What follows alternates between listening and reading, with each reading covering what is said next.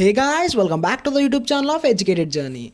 In this video, we are going to discuss about network operating system. So in the name itself, it is defined network operating system, which means multiple computers are connected via a network. And this network is used to share resources such as files, printers, internet connection, and applications.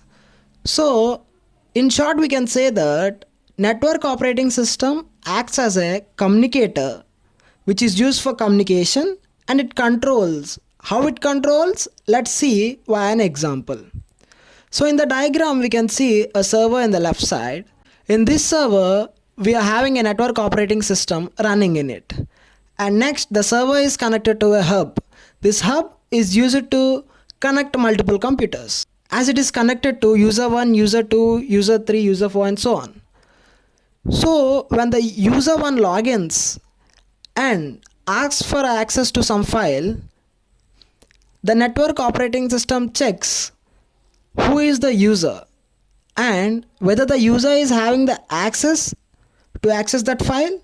If he is having the access, it will provide the file, else it will reject the file. In this way, the network operating system controls.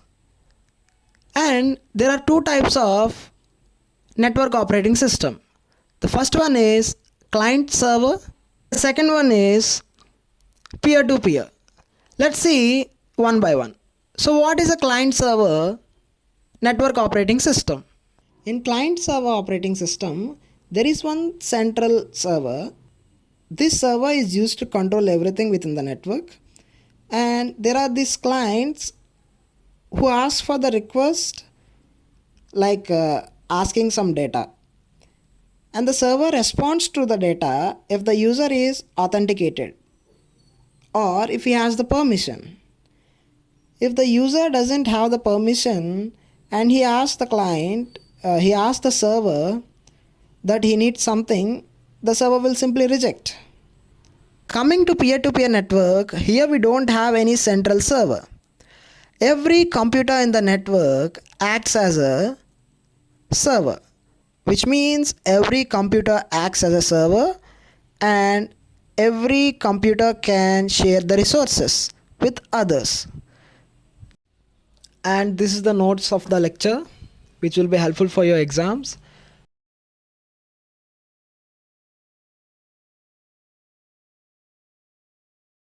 And coming to advantages of network operating system.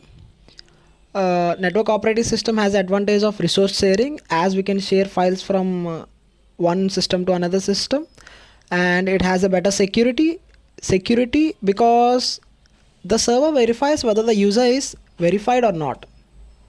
And central management, the network operating system manages the communication between the server and the user. Coming to disadvantages of network operating system, server dependency. If the server fails, everything fails, the network is affected.